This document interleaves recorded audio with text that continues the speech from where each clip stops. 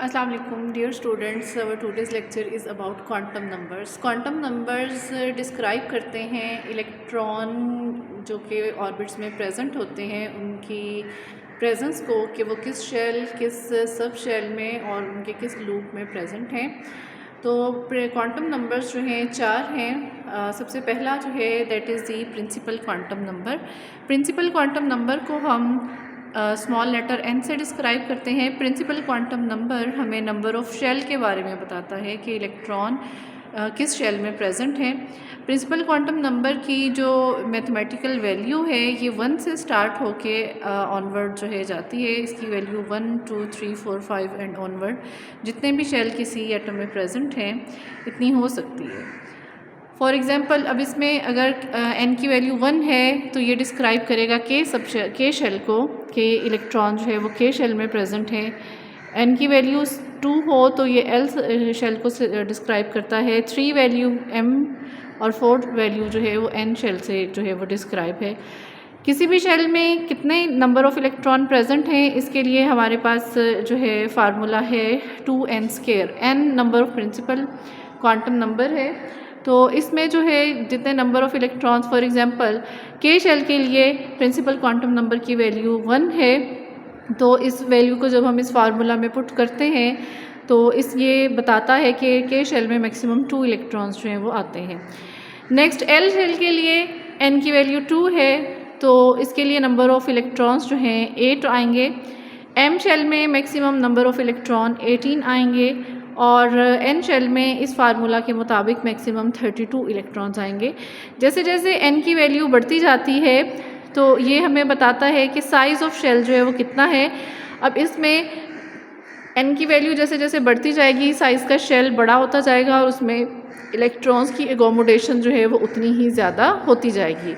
Size बढ़ने के साथ साथ न्यूक्लियस के साथ उसका जो रेडियस है वो भी बढ़ जाएगा और वो ज़्यादा फासले पर होने की वजह से है। और जैसा कि पहले हमने जो है डिस्कस किया कि जैसे जैसे साइज़ बड़ा होता जाता है वैसे वैसे शेल की एनर्जी जो है वो भी इंक्रीज़ होती जाती है। तो ये इन्फॉर्मेशन हमें प्रिंसिपल क्वांटम नंबर से मिलती है।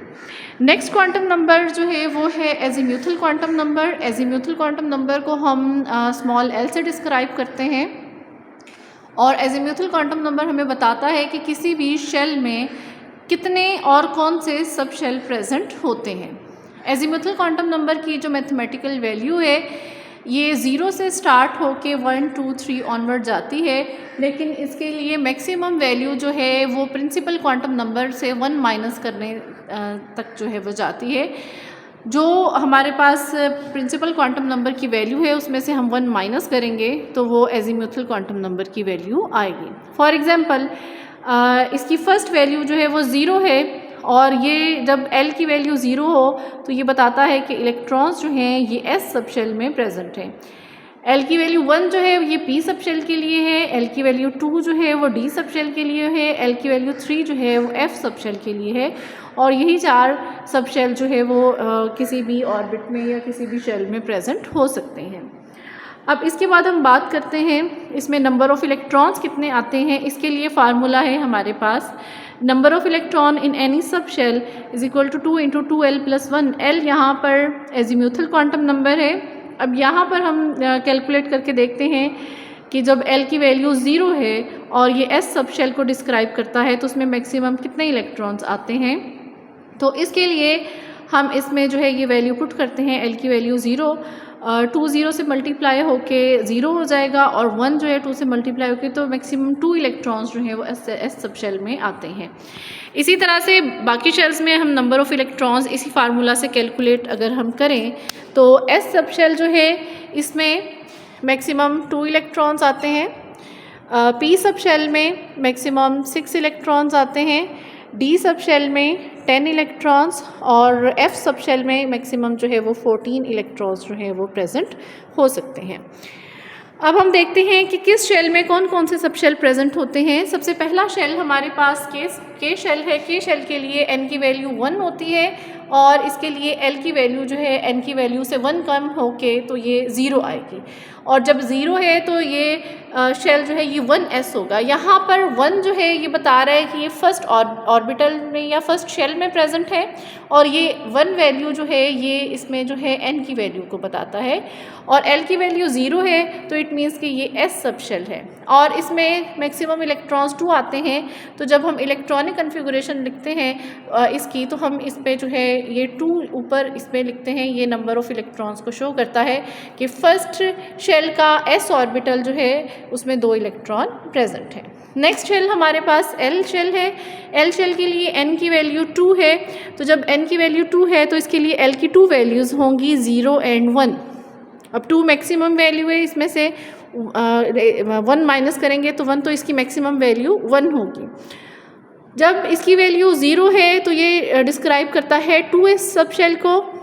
यहाँ पर 2 जो है ये इसके प्रिंसिपल क्वांटम नंबर को शो करता है कि ये सेकंड शेल है, ये L शेल से बिलोंग करता है और ये 0 की वैल्यू ये बताती है कि S सब शेल है। इसी तरह जब इसकी वैल्यू 1 है तो ये 2p को शो कर रहा है। अब यहाँ पर 2s में S में मैक्सिमम 2 इलेक्ट्रॉन आते हैं और p जो है इसमें मैक्सिमम 6 इलेक्ट्रॉन्स आते हैं। तो जब हम इसकी इलेक्ट्रॉनिक कन्फिगरेशन बताएंगे तो 2s 2 एंड 2p 6 जो है इसको हम लेंगे। आगे चलते हैं हम एम शेल में n की वैल्यू 3 होती है, तो यहाँ पर l की 3 वैल्यूज़ होंगी स्टार्टिंग फ्रॉम 0, 1 एंड 2। 0 के लिए ये वैल्यू जो है ये 3s को डिस्क्राइब करती है, 1 वैल्यू जो है ये 3p को और 3 वैल्यू जो है ये 3d को डिस्क्राइब करती है। इसमें 2 इलेक्ट्रॉन्स, इसमें 6 इलेक्ट्रॉन, इसमें 10 इलेक्ट्रॉन्स। तो आप देखें जब हमने प्रिंसिपल क्वांटम नंबर से कैलकुलेट किया था तो उसमें टोटल जो m शेल था उसमें टोटल 18 इलेक्ट्रॉन्स जो हैं वो प्रेजेंट थे। नेक्स्ट हम चलते हैं n शेल की तरफ। n शेल के लिए n की वैल्यू 4 है तो l की मैक्सिमम 4 वैल्यूज़ होंगी 0, 1, 2 एंड 3 और ये डिस्क्राइब करते हैं 4s, 4p, 4d और 4f को। 4s में मैक्सिमम हमारे पास जो है ये 2 इलेक्ट्रॉन्स होंगे, 4p में 6, इसमें 10 और इसमें 14। तो इस तरह से total in number of electrons जो हैं n शेल में वो 36 होते हैं। तो ये हमारे पास एजीमुथल क्वांटम नंबर जो है ये डिस्क्राइब करता है कि हमारे पास इलेक्ट्रॉन्स जो हैं वो किस सब शेल में प्रेजेंट हैं और कौन कौन से सब शेल किसी भी ऑर्बिट में प्रेजेंट हो सकते हैं।